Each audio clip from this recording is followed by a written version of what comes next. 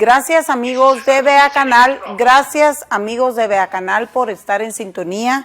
Hoy es 2 de enero del año 2020 y es un verdadero gusto para mí, como todos los lunes, poder hablar de la coyuntura nacional que está ligada a la internacional con Roberto Alejos. Gracias, Roberto. No, gracias a usted por la invitación, a Vea Canal y a todas y a todos los que todos los días se conectan y nos siguen a través de las distintas redes y a través del canal. Muchas gracias. Muy bien, gracias. Vamos a hacer este primer segmento con usted, Roberto. La lástima, la desgracia, lo inexplicable para los insensatos que nunca creyeron la categoría de ser humano que es Alejandro Yamatei. Les vamos a plasmar que el día de hoy salió publicado en el diario oficial, Control, ¿me vas a ayudar? Aprobaron la ONG de Planned Parenthood, que como todos saben es una ONG que propicia el aborto en las mujeres. Y todos sabemos también que con esos cuerpecitos de bebés sacados del vientre de su madre, no importando que tengan 8 o 9 meses, lo que hay después es todo un mercado negro de corazón, de cerebro, de piernitas, de páncreas, de hígado, de pulmones a diferentes precios. Es una lástima, da cólera. Y yo le pregunto a usted directamente como constituyente, ¿qué van a hacer al respecto?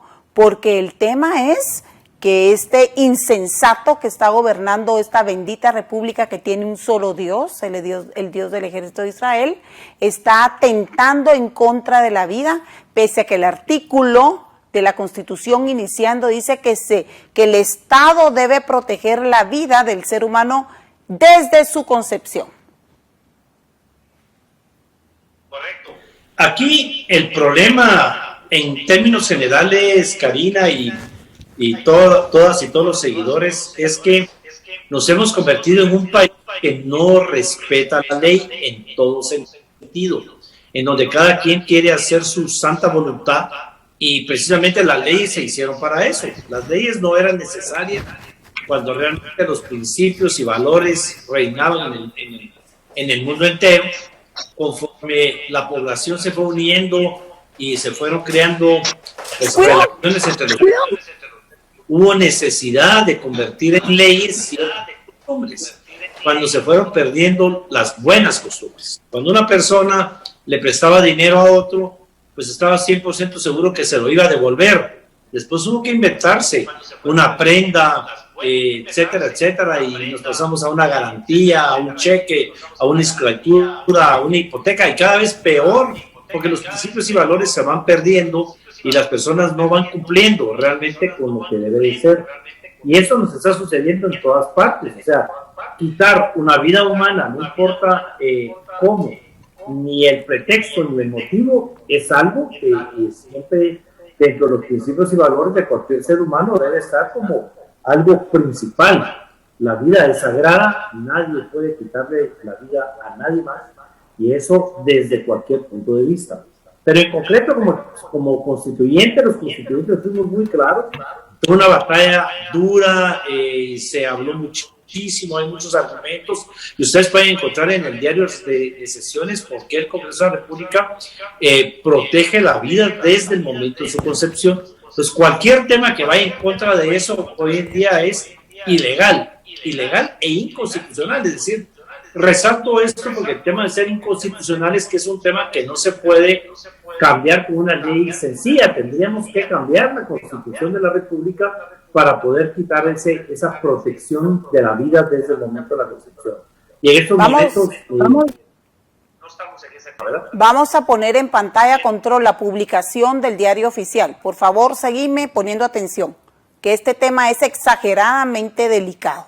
Y es que Alejandro Yamatei, a menos de un año de haber tomado posesión, se está descubriendo como la rata que realmente es. Está atentando, aún siendo el padre de familia, de 2 hijos hombres y de una hija mujer, él mismo está propiciando a quién y cuándo hay que plantearle ante juicio, porque él es un violador de los derechos humanos.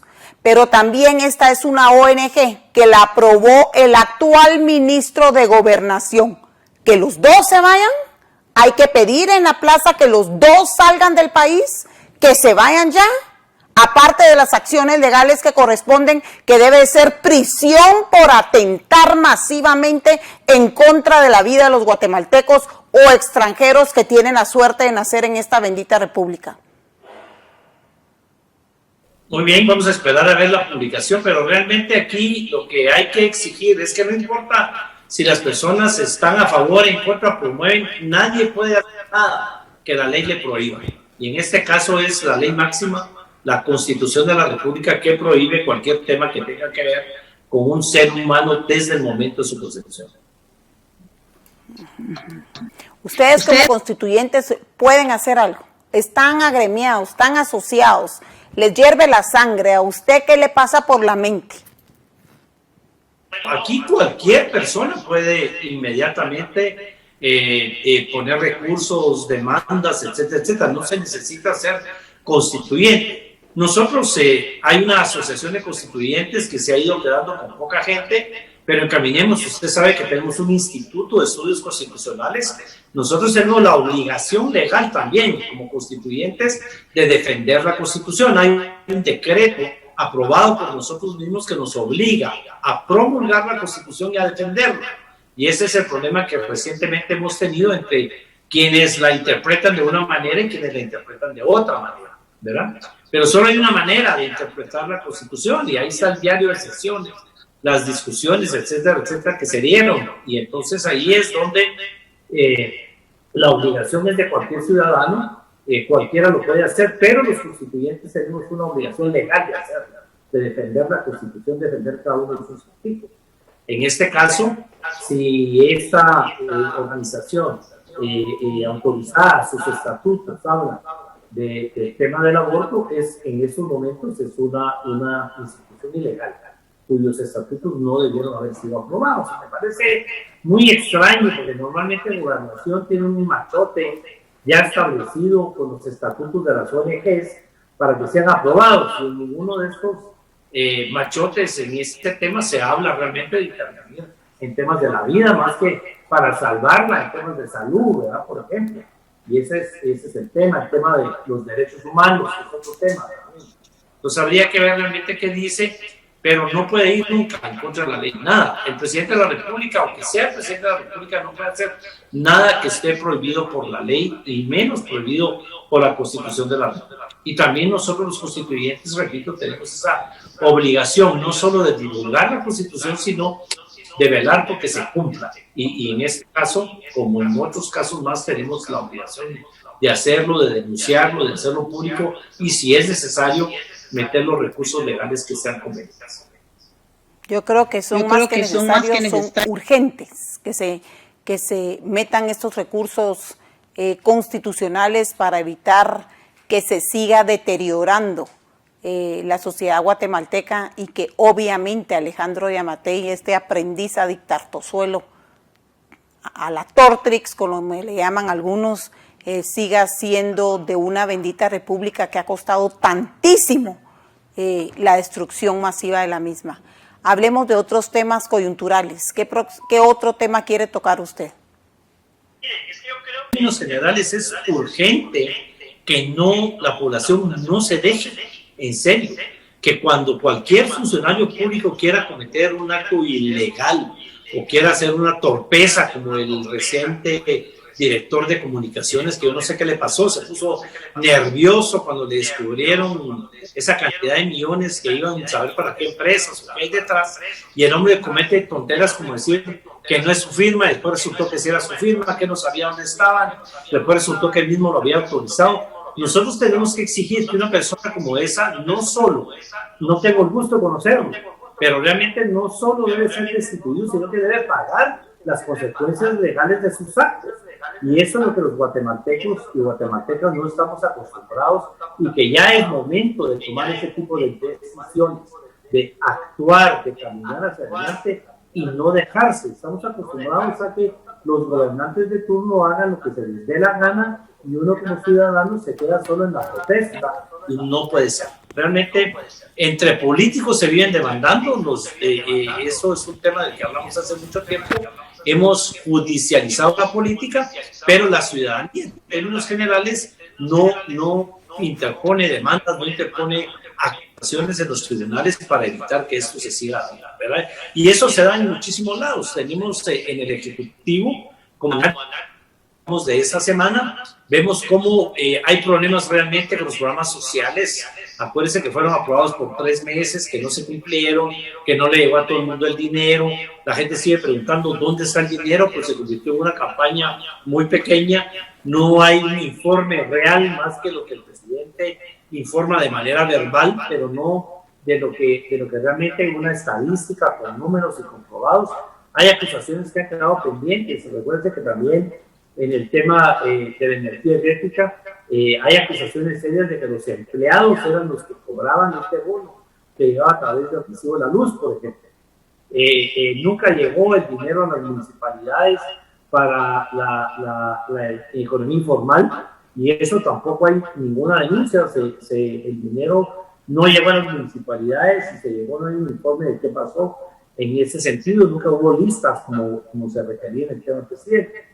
Vemos cómo las bolsas de comida se repartieron a discreción de acuerdo a los intereses de cada sector, de cada lugar, y no llegó a la gente más necesitada como se esperaba. Y eso también hay muchísimas denuncias. Hay sospechas y todo el mundo está a la espera de que el presidente de la República vuelva a pedir el estado de calamidad y realmente las estadísticas que están sacando oficialmente demuestran que los casos han bajado. No habría razón de pedir un estado de calamidad cuando el mismo gobierno reporta una baja en los contagios, ¿verdad? Y la economía, de alguna manera, también es otro tema de que se abre fuertemente en algunos casos y en otros casos no se permite que se abra en su totalidad. O sea, realmente no hay una política bien definida en estos temas relacionados con el COVID, y también no hay una política bien definida sobre el Estado, porque yo entiendo y comprendo que se pasó mucho tiempo en el tema del combate al COVID, pero las obligaciones que el Estado tiene como Estado deben de seguir siendo cumplidas, y ese es un tema que todavía no hay ningún informe de qué ha pasado con los programas de los distintos ministerios. Vemos al Ministerio de Economía que informa, el Ministerio de Agricultura informa, y por supuesto vemos al Ministerio de Gobernación, que todos los días hay un informe y hay acciones concretas, hay allanamientos y hay una lucha terrible contra las maras y contra el narcomenudeo, etcétera, etcétera. Pero podemos ver cómo hay un aumento terrible en el caso de los secuestros. De lo que usted hablaba antes, hay denuncias públicas que no se convierten en denuncias penales, pero que hay que investigar con seriedad, que es el tráfico de personas, muchos menores de edad, sobre todo mujeres desaparecidas, el tema de trata de personas. En la corriente hay un ambiente realmente feo en relación al tráfico de órganos, y hay realmente, cada vez que hay una demanda, sea o no un distractor, el gobierno tiene la obligación de aclararlo y de salir inmediatamente dando un informe de qué se está haciendo para bajar el miedo a la población, porque lo que realmente hay es mucho miedo de qué está sucediendo. Miedo si el COVID está fuerte o no está fuerte, miedo de si lo que pasó en Europa se va a volver a dar aquí, miedo a salir a la calle por la violencia, por los secuestros, miedo por el robo, sobre todo de mujeres. Ha aumentado la violencia intrafamiliar, la violencia contra la mujer, y por supuesto es vergonzoso ver que Guatemala, en materia económica y sobre todo en materia social, ocupamos los últimos lugares en el mundo en cuanto a nuestra situación económica y a nuestros problemas sociales. Somos de lo peor que hay en el mundo en relación a muertes por hambre, de muertes por enfermedades que ya no deberían de existir en el mundo. La situación de Guatemala es caótica y no lo queremos reconocer. Y la situación en el país va a ser muy difícil en el tema económico. Hoy vemos cómo los comerciantes adelantan la Navidad con el ánimo de eso, y despiertan en la población ese deseo de salir a comprar y ver cómo pueden vender algo, porque aunque se haya abierto, usted va a un restaurante y los restaurantes están vacíos, la gente no tiene plata, no tiene el valor de salir, etcétera, etcétera. Y sin embargo, se cometen errores como autorizar un concierto de música a la par del hospital donde se está haciendo el tratamiento. En pocas palabras, lo que hay es un desorden en el Ejecutivo. Y es un desorden que está muy relacionado precisamente porque la cabeza está desordenada. Y hay gente capaz, y usted me ha oído hablar bien de la secretaria general de la presidencia, de 4 o 5 ministros, o sea, él empezó con un equipo improvisado, pero tiene ahora varias gentes dentro del Estado que pueden hacer bien su trabajo, pero si la cabeza está desordenada, si seguimos viendo que el presidente dice una cosa y el vicepresidente de la República anda en otro tema, y que se nota el distanciamiento entre los dos, pues entonces vamos a tener un gobierno desordenado. Y tener un gobierno desordenado nos da, por lo tanto, un país desordenado. Si tenemos un gobierno que no cumple con la ley, vamos a tener un pueblo que no cumple con la ley. Si vamos a seguir esperando que la interpretación de la ley la haga la Corte de Constitucionalidad, cuando cualquiera entiende cómo son las leyes y las puede interpretar al pie de la letra, que necesitan de mayores interpretaciones, a menos que quiera retorcer el tema, vamos a tener un país sin ley y entonces la gente va a querer hacer lo que se le da la gana. Y al final, ¿quién paga las consecuencias? Como siempre, la población más necesitada, la población más pobre, la gente que está acostumbrada a no tener empleo, la que tiene como única prioridad salvar la vida de sus familiares con su trabajo diario y salvar la vida de sus familiares y su entorno alrededor de temas de salud que sabemos que siguen siendo los mismos. Es decir, que hemos hablado tantas veces de los problemas de la medicina, de los problemas de los hospitales, de tantos problemas que no se componen. Hablamos de tantos temas de transparencia, de la lucha contra la corrupción. Hay un montón de gente detenida, pero los casos no llegan a su fin. Y no sabemos de toda la gente que está detenida quién es culpable, quién no es culpable, quién es inocente, y si el que es culpable, cuántos años le van a dar, si solo le van a dar una multa. Seguimos en eso desde el 2015, en una gran incógnita. Estamos hablando de 5 años y están esperando sentencias de los tribunales y no llegan, para que la gente que es inocente pues salga después de tanto tiempo, y la gente que es culpable que pague las consecuencias y la responsabilidad de lo que hizo, pero sobre todo que sirva para que el Estado no siga haciendo lo mismo. Y eso es lo que no estamos haciendo. El Estado sigue mal funcionando, el país sigue mal funcionando, seguimos en un estado fallido y la población sigue en pobreza o en peores situaciones de pobreza que como estábamos antes, no solo producto del COVID, sino producto de una mala administración, y hay que ser honestos. Este es el tema en el Ejecutivo. El día sábado, valientes guatemaltecos, sin importar si uno comparte su ideología o no, sino valientes guatemaltecos, a diferencia de otros cobardes que se dedican solo a criticar y que se dedican a decir no voy porque piensan diferente, sin saber que aquí lo que está en juego es el presente y el futuro de Guatemala y los que amamos a Guatemala. Yo de verdad debo de reconocer la valentía de estos guatemaltecos que en mi repetición de vocablos que valientemente salieron sin máscaras, sin absolutamente nada, a decir lo que se siente y es generalizado. Hay muchos hipócritas que por temor a ser señalados socialmente no salen y no dicen lo que realmente tienen que salir a decir. Pero yo los felicito por esa valentía. Yo lamento que la Universidad de San Carlos, felicito al jovencito que fue a representar a la Universidad de San Carlos, pero lamento ese acomodamiento desgraciado de muchos líderes estudiantiles de la Universidad de San Carlos y de otras universidades, ya que lo que está pasando no tiene nombre. Nunca le había pasado a Guatemala ser despojado de todos sus bienes. Tengo información que del Salvador están metiendo presos a pesqueros guatemaltecos, aduciendo que son aguas del Salvador frente a Champerico y frente al puerto de San José, con una multa de 10,000 quetzales, y aquí en Guatemala nada pasa. Y los pesqueros guatemaltecos están en aguas nacionales y sin embargo los salvadoreños, o algunos, no sabemos con qué fin, están multándoles, quitándoles sus embarcaciones, quitándole el producto de su pesca, de su trabajo, cuando ellos están evidentemente en aguas nacionales. Es un desorden. es un desorden, pero debe de haber un hasta aquí y un basta ya. Yo creo que me vas a ayudar, por favor, control, porque fue el Ministerio de Gobernación y fue Alejandro Yamatei, los dos, los que autorizaron, y está publicado en el Diario Oficial de Guatemala, ayúdame, control, esta maldita ONG, y fue hecho un acuerdo ministerial 231-2020 del Ministerio de Gobernación, que Planned Parenthood, que todos sabemos que promueve el aborto. Para que haya aborto deben de promover la promiscuidad y embarazos no deseados y libre sexo sin responsabilidad, sea una realidad en Guatemala.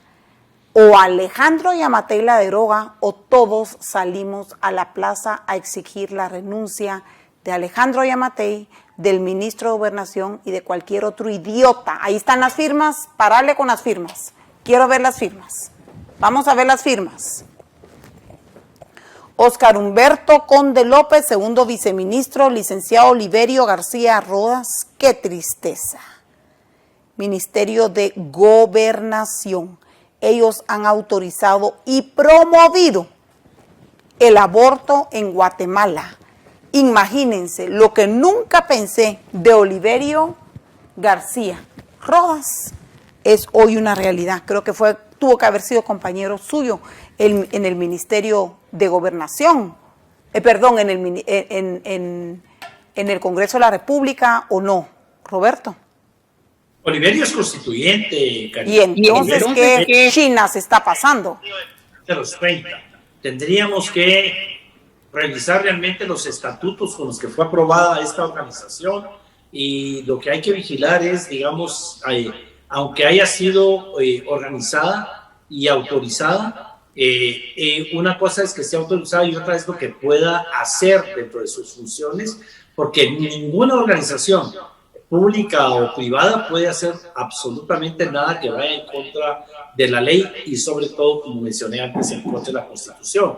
De manera que hay que estar pendientes, hay que ver de alguna manera ante una denuncia, cuando un periodista, cuando alguien, director de un medio de comunicación, como en este caso su persona, hace una denuncia pública, debería de haber inmediatamente una investigación y un seguimiento de esta denuncia.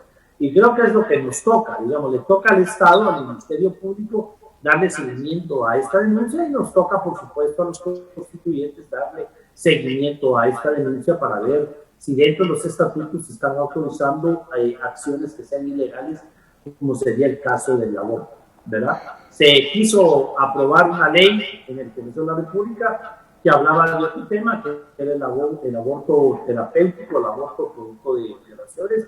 Sin embargo, es una ley que no fue aceptada, que no caminó de alguna manera, prefirieron ya no darle seguimiento al tema. Y eso es precisamente porque hubo intervención de personas que no estuvieron de acuerdo con este tema.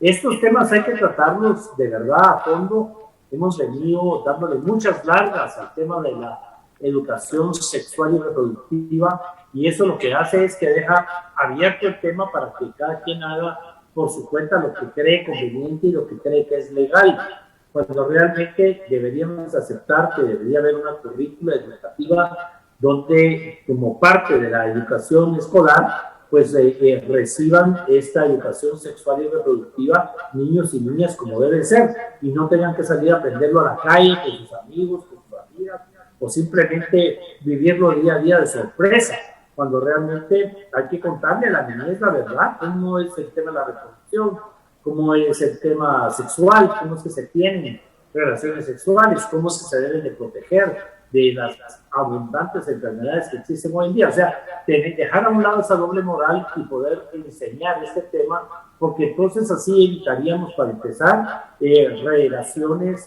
prematuras, relaciones no deseadas, y sobre todo evitar violaciones, abusos, que tantas menores de edad y tantas niñas dentro de sus propias familias, amigos, parientes, son violadas, son maltratadas, precisamente porque no conocen cómo es el tema. Podríamos evitar también muchos embarazos no deseados si las personas tuvieran mayor educación. y de alguna manera hay maneras de combatir esto y no combatirlo ya al final. Las cosas se combaten desde su origen, y el origen se llama falta de educación, falta de conocimiento sobre muchísimos temas. En este caso, falta de conocimiento del tema de la salud sexual y reproductiva y falta de conocimiento de lo que manda la ley. Y es sumamente importante, ¿verdad? Temas muy importantes que conozcan desde muy jóvenes qué pueden y qué no pueden de acuerdo a la ley y qué pueden y no pueden de acuerdo a sus creencias, pero sobre todo a sus principios, sus valores y a su seguridad y a su salud, que es el tema más importante para un ser humano. Que se sepa cuidar, que se sepa proteger y que no se deje abusar de las demás personas. Porque ahí es donde, cuando ya tenemos estos embarazos no deseados, y entonces ahora se trata de promover el tema del aborto de una u otra manera, cuando el combate debe darse con educación desde un inicio para evitar los embarazos, ¿verdad? Muy bien. Muy bien, muchísimas gracias. Se nos ha terminado el tiempo, Robertío. Siempre es un placer poder conversar con usted cada lunes en estas entrevistas vía Zoom y lo esperamos próximamente aquí en Vea Canal. Pues esperamos estar ya presencial lo más pronto posible, Karina. Y muchísimas gracias siempre por este espacio todos los lunes. Gracias. Bendiciones, Roberto. Nosotros nos vamos a una breve pausa y regresamos enseguida. Tenemos de visita aquí al rabino Joseph Garmón, así que no se vaya. Gracias.